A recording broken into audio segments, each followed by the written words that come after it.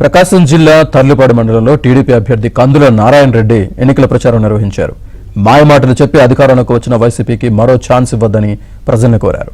Veligonda project Markapuram జిల్లా ఏర్పాటు చేసిన విషయంలో ప్రజలను వైసీపీ మోసం చేసిందని నారాయణ రెడ్డి మండిపడ్డారు.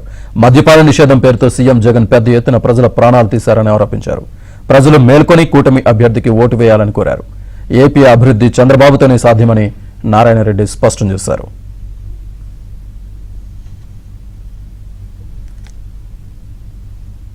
ప్రజలు బాగుంటారని మేము స్వరూపాలనే మార్చాం.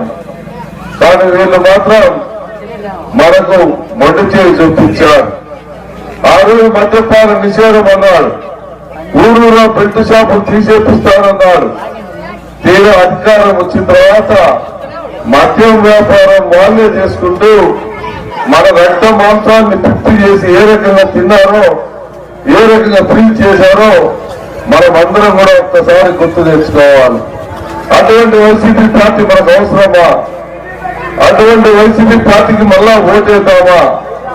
అదే వైసీపీ పార్టీకి మళ్ళా ఓటేస్తే ఈసారి విధ్వంసం కాదు, భూకంపాలు చూడాల్సిన పరిస్థితి వస్తుంది.